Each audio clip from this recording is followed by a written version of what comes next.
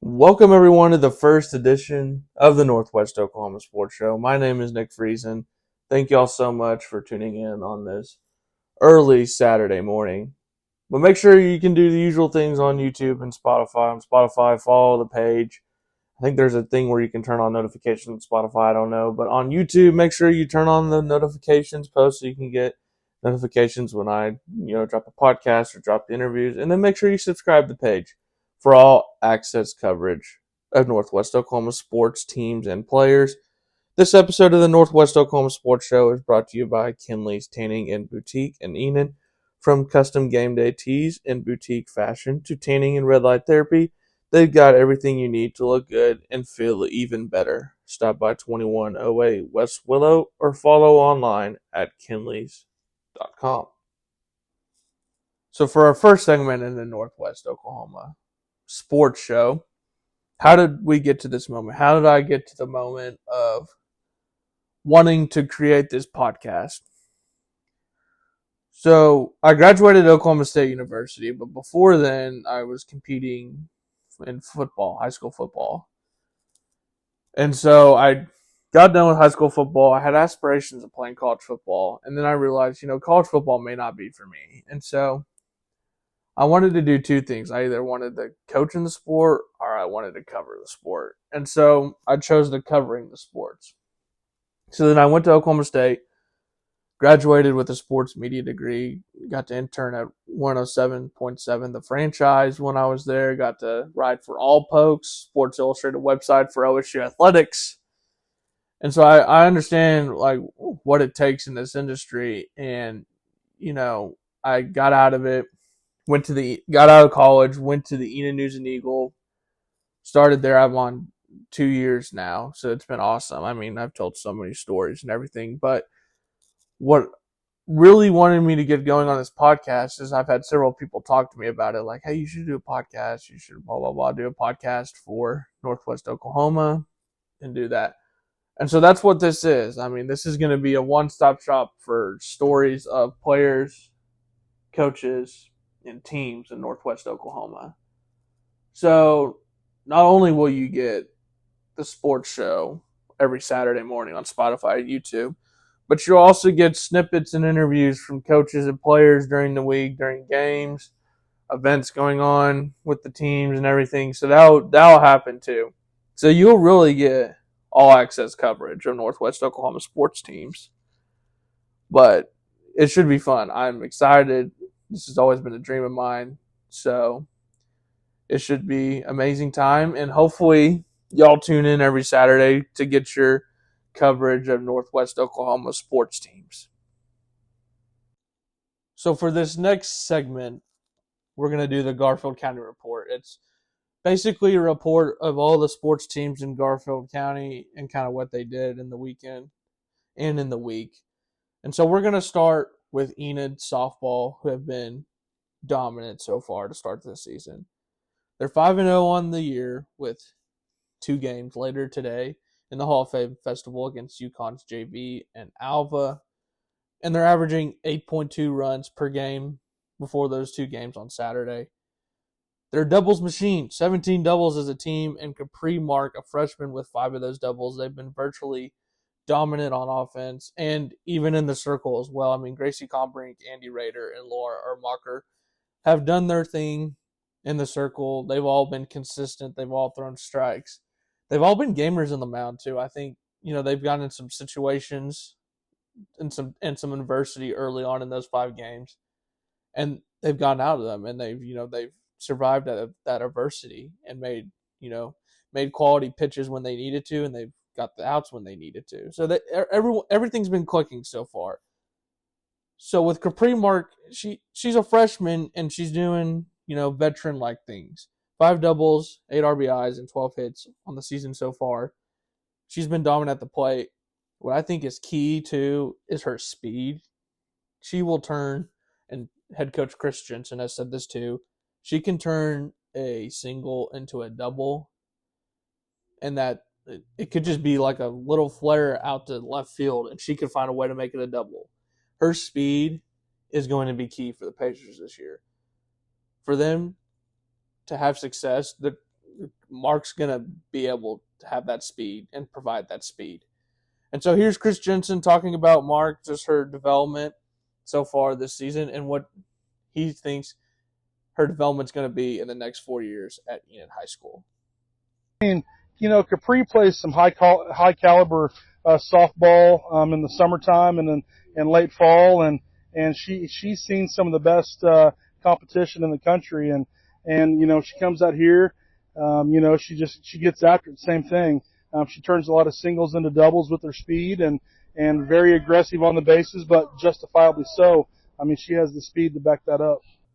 So it's like Chris Jensen said. Capri Mark has seen it all with travel softball. She's played some of the top players in the state and really in the country.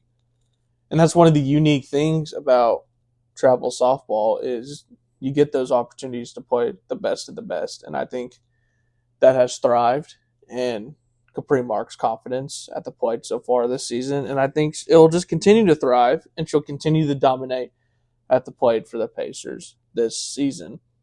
We're now going to transition to Enid Volleyball. They did lose 3 matches at the Sand Springs Invitational Friday. They do have 3 more matches Saturday, so hopefully they can get 3 wins Saturday on the weekend. We're going to transition to Tuesday's match against Putnam City North, where the Pacers got their first win of the season. I think Enid was up 2-0 going into the third set. Putnam City came back, took that third set back and forth. Fourth set, really, and then Enid pulled away late. Bailey Daniel was phenomenal in the match with 16 kills and 4 aces. One thing I noticed about all of the Pacers in general, the team chemistry was showing, and really just the all-out effort. There were several effort plays by the Pacers that night on Tuesday, and really there was a scenario with Daniel. She got hit by the ball, and she got the wind knocked out of her, and it looked like it hurt really bad. And the craziest thing was whenever she was trying to catch her breath, the ball kept finding her. And she just kept, oh, I got to hit it. I got to hit it right here. Boom. And then you hit it right here. Boom. And she just kept hitting it while she was trying to catch her breath, really. And so that was one of the several effort plays that Tuesday night. And here's head coach Valerie Francisco talking about that scenario and just kind of the overall team chemistry so far this year and how it's paying off towards the season. What did she not do? That's my question. She was playing and she couldn't even breathe. She got the wind knocked out of her. And, that's the fastest I've jumped up off the bench wanting to call a timeout. And unfortunately, we couldn't call a timeout because the play went for another minute. And the weirdest part was when the wind got knocked out of her, the ball kept going to her, but she's like, I'm not letting it down. So, she came out of nowhere tonight. And if everybody can play with that intensity, then watch out. So it's like Francisco said, the team chemistry is starting to click and come together, and it's really been doing that throughout the offseason. I talked to Lauren Jackson and Emma Sullivan before, the regular season got going, and they said they've done several team bonding events, whether it's going out to a putt-putt course, or Emma Sullivan said they've started a Bible study for not just them, but for all of Enid athletics. And, they're creating those opportunities of building that team chemistry, and that's only going to translate to wins eventually. And so I have all the confidence in the world in Enid volleyball that they'll get, those team chemistry moments will turn into wins eventually in the regular season. We're going to transition to fast pitch softball again. There's 2 tournaments going on in Garfield County this week with the Skelter Conference Tournament and the Cherokee Strip Tournament. We're going to start with the Skelter tourney. Waukomis and Drummond have moved on to the winners bracket semifinals, and Pioneer and Garber are in the losers bracket semifinals. Those games will be played Saturday at Pacer Field, so make sure y'all go out there and tune into that action. We're going to talk about Waukomis' win over Pioneer Friday. Rye Bowman was dominant in the circle against Pioneer. She only gave up 2 hits, really controlled what Pioneer was trying to do at the plate, and she had 3 strikeouts in the win. She kept putting pressure on them, and that's something that Coach Nathan Pearson for Waukomis talked about. She's been working on trying to get ahead in counts and just control her pitches, really. And so she really did that in the win. And, they've had this slogan really since the season has started about winning the week. Now, winning the week this week means winning the Skelter tournament, which Nathan Pearson and talked about it with Rye Bowman. Rye has never won a Skelter tournament in her career. And so they have that sour taste. They got beat in the finals last season against Drummond. So they have that sour taste, and they want that Skelter tournament to come back to Waukomis. And so here's Nathan Pearson talking about just the overall factor of winning the week, but also, getting that revenge and, winning that championship in the Skelter Conference tournament. Well, and she even brought up one of our smaller goals. So we try to win the week every week. Mm-hmm. So, doesn't matter who's on our schedule. If there's 5 games, we're trying to go at least 3-2. We want to have more wins than losses. And we've done a good job of that so far this week. But one of the bigger goals other than that is trying to win the Skelter Conference. And, Rye, how many Skelter championships have you won? 0. And I think she's pretty hungry for her first one. And not only her, the whole sophomore class and the freshman class, but our juniors and seniors, they've gotten a taste of it in the past and they want it back. So it's like you said, they just want to win the week and, bring that title back to Waukomis. How did Drummond get there? Drummond beat Garber 4-3 in a 9-inning affair. It was extra innings. It was awesome. I saw it on Game Changer and everything. But Addison Gordon, what she can do in the circle is truly terrifying. 18 strikeouts for her in 2 games Friday. And she had the walk-off RBI hit just to secure Drummond's victory over Garber on Friday. So they'll take on Waukomis. Garber will take on Pioneer in the semifinals of the Skelter tournament. Make sure y'all get out to Pacer Field Saturday. We're going to switch over to Cherokee Strip tournament. Crimson Hillsdale and OBA will be in the winners bracket semifinals, and then in the losers bracket semifinals, it will be Timberlake and Medford. Those games are at Government Springs Park in Enid, so 2 tournaments in Enid. So make sure y'all go get your softball action on Saturday. How did OBA get there? They're one of the local teams in Enid. OBA's Micah Wilson against Timberlake showed off her power. She had 2 home runs against Timberlake. And really, everyone throughout the day with OBA showed off their power. And that's something that OBA head coach Jay Mendenhall has been preaching with me is 1 through 9, everyone can take the pitcher yard. They can go deep. They can hit those home runs. They can show off their power and everything. And so here's an interview with OBA head coach Jay Mendenhall before the Cherokee Strip tournament, talking about his hitters and how just, they can show off their power at any given moment in the contest. Man, honestly, I don't, and I'm not just saying this, I don't, top to bottom in our lineup, I expect them all to have, to step up at different times. Anybody, most of our lineup is capable of, taking somebody deep at any point in time. And the thing about that is it doesn't put pressure on one person. And so, I mean this 8 or 9 kids are any given night. It's hard to say, just give you one name. That's awesome for you as a coach. Yeah, it is. And, at the same time, I don't want the girls sitting there thinking about their stats. Yeah. I want them to just, hey, how are we going to win this game that's right in front of us, and let the stats take care of themselves as being a team player. I just mentioned, Harley Rudd's a freshman. Maddie Mari is a freshman. Addie Ryle. All 3 of those girls are really good players, and they're all going to contribute both in the field and at the plate. Peyton Esau's coming back.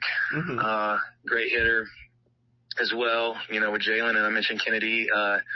You got Kenley Johnson, who's a great senior leader, and Savannah Dryden. Those are our 2 seniors that are going to be on the field this year, and they're both in the lineup and good hitters and can, get on base anytime. Micah Wilson's got great speed and can hit with power. So honestly, I just gave you like 8 or 9 names, and I mean it on all of them any given day. We don't have one superstar we just got a bunch of really solid players, and whoever steps up that day is, or however many of them step up on a certain day, will determine how our season goes. So. All right, everyone, we're going to switch our topics just a bit because high school football is back. Oklahoma high school football is back in Northwest Oklahoma with several teams reporting to the practice field this week. in anticipation of August 28th, which is the season opener for most teams in Oklahoma, including the highly anticipated matchup in Northwest Oklahoma between Timberlake and Cherokee. Cherokee's got a lot of promising starters returning this year, including their quarterback Dawson Schombacher. And then Timberlake, they went to the Class C state title game, virtually lost in the last play of the game in the state title game. But they're looking to get back, and they are hungry to get back to that title game. But we're going to start with Enid Plainsman for fall camp report. Enid went 2-8 last season, started out 2-0, but then finished on an 8-game losing streak. New coach in there as Cameron Condor goes to Chisholm and steps in former Sam Houston offensive coordinator Brad Cornelson. Cornelson, ever since he's gotten there, has been preaching development with the players, development with his system, and development within the program. They got out there Monday from 2 to 4, practicing, going through the drills, going through the offensive system and the new defensive system under new defensive coordinator Dan Lemke. But it was a good first day for the Enid Plainsmen, and Cornelson talked about that they are so much farther along than what they were at spring ball, because really when a new coach comes in, you have to understand that the offensive systems and the defensive systems are fresh and new to the players. So it might take a while for them to grasp it in the spring. But now, since they've gotten out to fall camp this first week, really, they understand it. They know what they're doing. The drills are coming easier to them. The plays are easier for them. And Cornelson talked about that in my interview with him after practice. Here's a snippet of the interview, just Cornelson talking about how the first day went and how farther along they were at fall camp this go around than what they were at spring football this year. Yeah, it was good. The intensity is always pretty good on the first day. The key is to sustain that. But I was proud of the guys. We got a lot of little things to clean up like you always do after practice for them. But they paid attention, moved around. You're always ahead of where you were the previous, section, meaning spring ball to fall camp. You feel like you're so much further ahead. Most of the guys know what the next drill is, know what the drills you're doing. So it always feels good, feels like you're making progress. So it's like Cornelson said, development has happened within the system and the players in the program, and they are understanding everything that he's trying to teach them and everything that he's going to teach them throughout this season. First game for them is August 29th against Ponca City. So that should be a fun matchup. It's at Ponca City. So their first home game will be against Lawton that very next week. Now, another thing that's going on is there's a battle at the QB position. There's several players fighting for that job. Aiden Robinson, who was a senior, graduated, is now at Redlands, competing at Redlands Community College in baseball. So several players are fighting for that job going into this year. Two players that stood out to me were Nehemiah Hernandez and Brunson Cross. Cross is a freshman. He has been a quarterback in the middle school ranks, understands what the system, what the position is, I should say. And then Nehemiah Hernandez is kind of a fresh face at the position. He hasn't really played it much, but he is learning the reps in Cornelson's system. And that's what Cornelson also talked about with me too, is Hernandez has to get going and has to figure out his system. And that just takes with reps and stuff in fall camp, so he should be fine on that. And Cross is more experienced in the quarterback room, so he understands what it takes and what is expected at the position. But it should be a fun matchup. I think there's several players that could get that job going into week 0 of the regular season, so that should be a fun one. And then also what Cornelson said to me is he just kept preaching development, and that's really what he's been preaching since he's got here. And really, when I asked him about what his message is going to be to his players through this first week, because really this first week is like you're not really preparing for anything. I mean, yeah, next week is a scrimmage, but these first couple days you're conditioning, you're figuring out plays, you're remembering plays if you're some of the players, and you're just getting back into the system. And that's what Cornelson talked about with me at the end of the interview with him was keep doing things the right way. If we keep doing that, if we know what we're doing and we give all out effort, then we will have success this season. And that's what, here's Cornelson talking about that at the end of practice.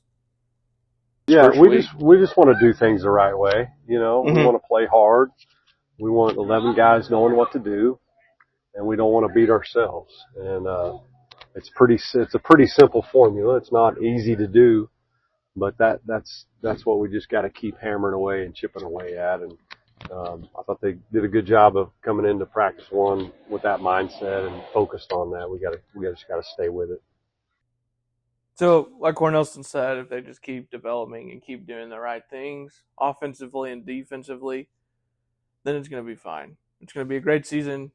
But we're going to switch things now to 8-man football with the Waukomis Chiefs, who are coming in after a 9-3 season last year, including winning in the first round of the playoffs, which is their first playoff win since 1994. So a lot of history was made last year for the Waukomis Chiefs. They have several players returning, a couple of names that I think could be big players this year in Northwest Oklahoma: Ethan Bregeman, Wyatt Smith, and Lane Winkler. Bregeman was dominant last season on offense. He had over 1,000 total yards, including 801 rushing yards and 8 rushing touchdowns.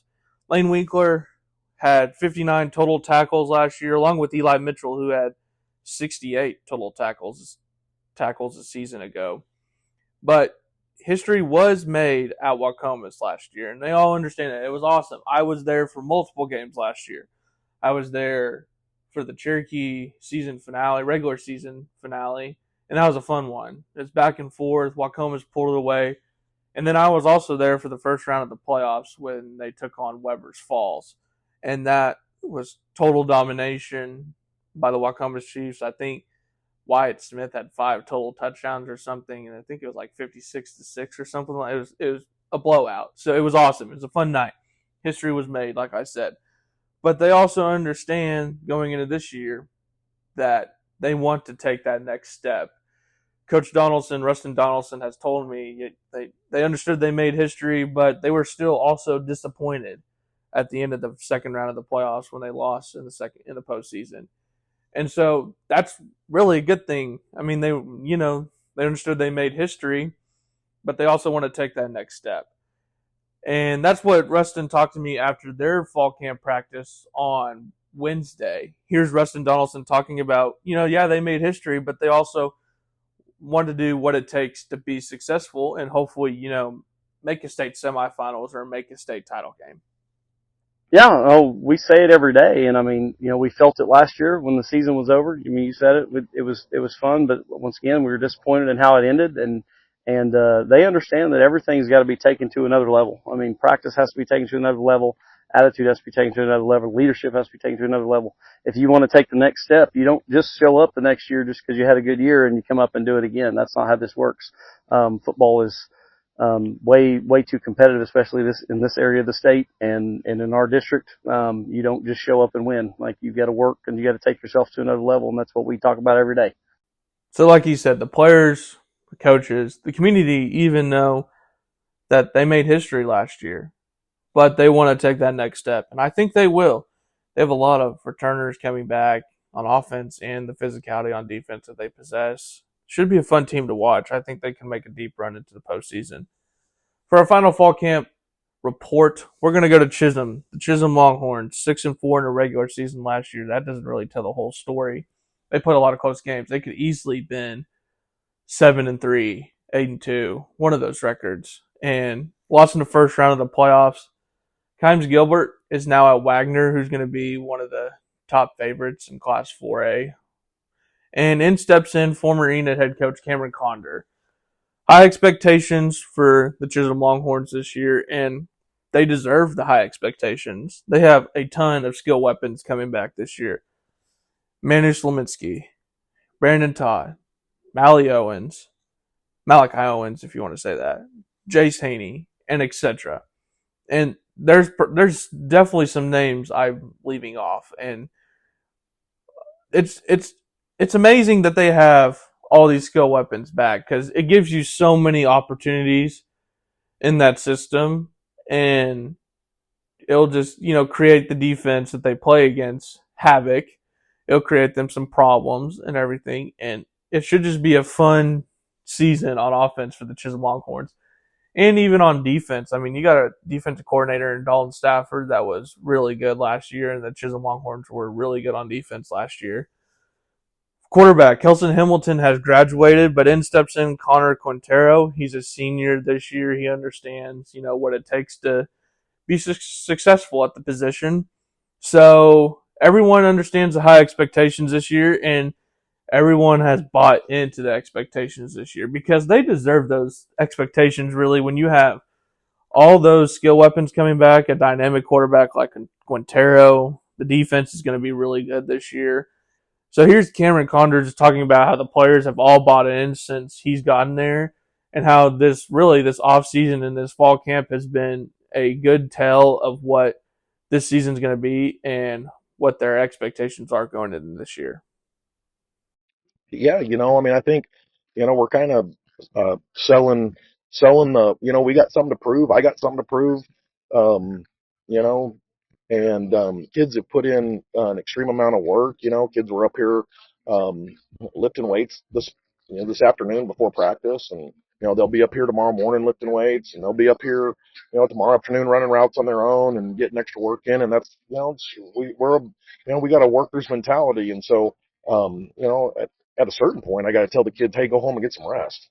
And so, it's I'd rather be in the position of reeling kids back in than trying to get them to, put forth the work. And they're out here, coaching each other up and holding each other accountable. And so, man, I mean, expectations are high, and they feel that, and it's a good thing to drive by and see kids out getting some extra work in. So we're going to have a segment on the show called Rant of the Week. It's going to be anything that I see in the sports world that I want to talk about. Not necessarily Northwest Oklahoma, just anything in the sports world that I see. So we're going to start with what I call my favorite NFL team. I don't know how. The Dallas Cowboys. America's team.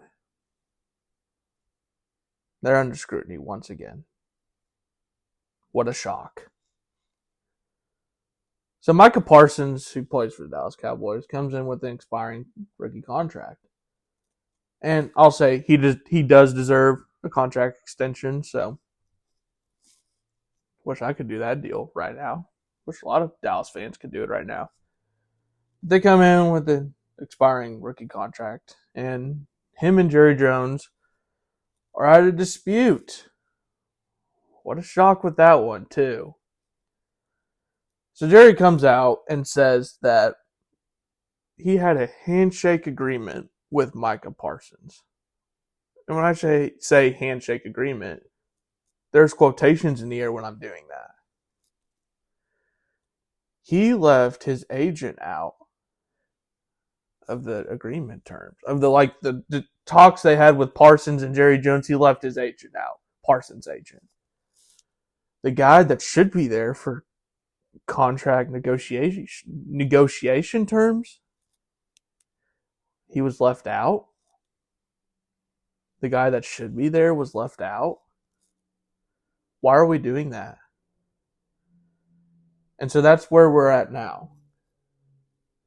We are now at the hands of Micah Parsons saying he wants to be traded from the Dallas Cowboys. What a shock, number 3. Why has it come to this point? Why has it come to the point where we have a guy saying he wants to be traded after we've all said we want him signed? Get it done. Just get it done. It's not hard. He's not going to get traded either. Those rumors can go out the door. They're going to get it done. But this also leads to these theories that I'm seeing in the sports world. That Jerry Jones is doing this to stay relevant, to keep his Cowboys relevant in the offseason. I think those theories are true. Because outside the Parsons dispute,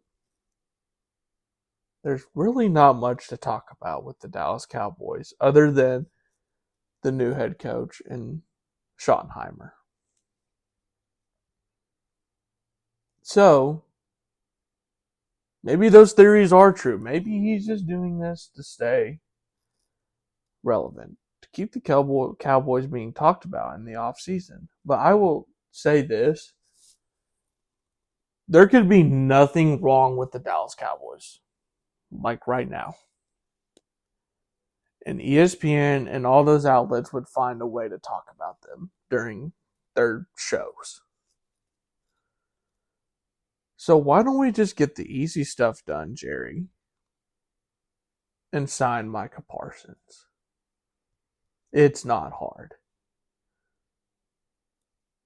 Like I said, what a shock. We have another rant of the week for the day. There's 2 rants of the week for the first show. John Mateer. Keep your Venmo transactions private. Because there's always some rival fan out there. First of all, what are we doing with our life when we're just scrolling through those? And I don't know if it's a rival fan or not, but pretty sure that it could be a rival fan. What are we doing just going through our opposing rival's quarterback, just scrolling through his Venmo? Like, do you have nothing else to do? Because if you don't, that's crazy. But I'll just go back to John Mateer. Keep your Venmo transactions private. Also, who knows if he did or didn't do the sports gambling stuff. I don't condone that stuff. Whatever. Don't do it. Whatever. He might have done it, and what he says in his Venmo descriptions are just so outlandish that they're like, that would never happen. Who knows? But yeah, John Mateer, keep your Venmo transactions private. That was awesome this week. Just out of the blue, I don't even know what night that was. It was late at night, though. Someone put it out on Twitter. So those are my rants of the week. Make sure you tune in at the end of the show every week for rants of the week. 2 today, but probably just 1 for the rest of the podcast. So, rants of the week. All right, for our final segment of the day, after that rant of the week, if y'all all knew me, for some of the people that do know me, the Dallas Cowboys is probably going to be my first pick of the rant of the week because they do insane stuff all the time. But here we go. It's now giveaway time on the Northwest Oklahoma Sports Show. We posted this on our Facebook page, and this is how you entered for a giveaway. Follow or like our Northwest Oklahoma Sports Show page on Facebook. Like the post that we had for the giveaway announcement, and share the post to your feed. And then you commented your favorite local sports team below in the comments. What you win, if you win this giveaway, exclusive podcast logo tee that are amazing. I love the logo tees. And a $50 gift card to Kinley's at 2108 West Willow Road. She's my wife, Kinley Friesen. She does a great job with her business, and what she does is truly amazing. So here we go. This is a live on the air spin generator on the website, so we'll see how this goes. So here we go. Spinning. It's spinning. Still spinning. One more time, it's spinning. And it's going to be Connie Barnes. Connie Barnes, you have won the giveaway on the Northwest Oklahoma Sports Show. If you don't listen to this in time, I think we can contact you somehow. Kenley or I can contact you, and you'll get your podcast logo tee and a $50 gift card to Kinley. So congratulations, Connie Barnes. You have won the Northwest Oklahoma Sports Show first episode giveaway. I don't know if we'll do giveaways all the time, but for this first episode, we did have to do a giveaway for our lucky fans of the Northwest Oklahoma Sports Show. So that will be it for the first episode. That was a lot of stuff to unpack. and the first episode of this Northwest Oklahoma Sports Show. Thank you all for tuning in. Once again, you have a lot to look forward to on this channel and on the Spotify page with this podcast every Saturday morning. Also, interviews throughout the week. But that will do it for the Northwest Oklahoma Sports Show, the first podcast of the sports show. I will catch y'all next Saturday, and do what you always do, Northwest Oklahoma. Go out and show your support for local Northwest Oklahoma sports teams.